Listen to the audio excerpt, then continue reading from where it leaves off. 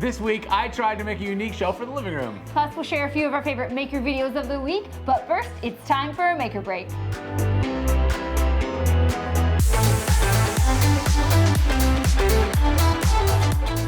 Hey guys, I'm Rob. And I'm Sarah. And this week, you tried something different. I did. You know, my wife finds the craziest things online. Story of my life. And this week, I attempted to build one. This is what my wife sent me earlier this week. Cool shelves for sure, and they look super simple, right? Well, to make sure those supports can, support the shelf, it looks like they use bridle joints. So I tried that with a handsaw, and this is how the test piece came out. Not great, not terrible, but not great. I built a full support and it was just ugly. Too many imperfect joints. My wife wanted me to paint the supports black, so I knew the joints wouldn't show, so to simplify this a bit, I decided to go with half laps instead. To determine how long to make my support pieces, I first needed to know how deep the shelves would be. In this case, they were 7¼ inches deep. I had a few pieces left over from my wife's bookshelf, and I used those as a template to cut a third. Next, I used my sled to trim them to length. I needed to make the 1-inch square pieces that would make up the supports, and I only had 2x2s, so I just cut them down on the table saw. Once I had them exactly 1 inch by 1 inch, I went back to the shelves to figure out how long my support pieces should be. I wanted the shelf to stick out a bit from the supports up front, so I decided to make them 6½ inches each. I took them over to the miter saw, set up a stop block, and cut all my pieces. I was going to need 6 for each support and made just enough for one shelf. I wanted to be sure this worked before I made the other 2. Once I had all 12 pieces ready, I had to figure out how these half laps would work. I realized that I could make 5 of the pieces exactly the same as long as I flipped the last cut on the 6th one. You'll have to trust me here, but that's how the math works out. To cut all these half laps, Sarah suggested I use our sled to cut them out.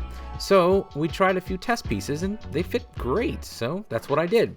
I clamped on a stop block to limit how deep I could cut and then carefully adjusted the height of the blade to cut away half of the wood.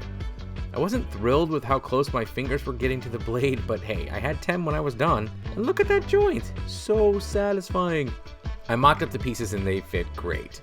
And as you can see, just the last one had to be cut differently on one end, and that made the whole thing work. To hold these together, I used these two, Titebond 2 and my trusty brad nailer. The glue would do the real work while the brad nails held it in place while it dried. I glued up each joint, pressed them together, and popped in a couple nails. Super easy. Some of the joints needed a little sanding, and when they did, I just grabbed my handy sanding block and smoothed it over till they fit.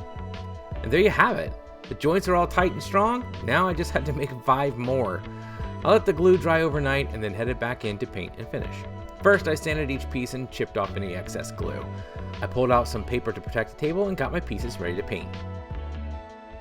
For the shelves, I just used a water-based poly and the supports were painted in black. When they all dried, I remembered to cut out the notch for each shelf, nailed them together, and hung them up for my wife. And there you go. Once again, not a design I would have picked myself, but my wife knows what she's doing, and sure enough, they look great when paired up with the other projects I've done for the living room. This project brought a little bit of pain, but feels like the reward was worth it. Well, I'll be honest, I'm kind of glad that one's over with. It's so pretty. It did turn out pretty, and I'm glad that I did it. It just looks easier than it is. But if you guys want to try it yourself, I highly encourage you to do so. Just know what you're getting into. All right, guys, let's move on to a few of our favorite maker videos of the week. First up, it's almost Christmas. It is not almost Christmas. Back off, Scrooge. Over at Learn to DIY, they're getting a head start on Christmas with permanent LED Christmas lights. This is not a cheap DIY project, but boy, do I want to somehow fit this into my budget. Mark Spagnolo, the Wood Whisperer, shared a new product this week called the Taper Maker, which is a jig for your table saw to cut, tapers. But it was this last part that got my attention. Instead of just doing a taper, I want to show you the other feature of this jig, and that is using it as a straight line rip or a jointing jig. Yep.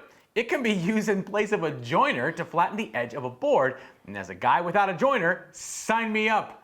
Mark has plans in a hardware kit for only 30 bucks, which I ordered, but now I'm gonna have to figure out how to actually make the thing without several other high-end tools that I'm missing, but I'll figure it out. Yeah, good luck with that.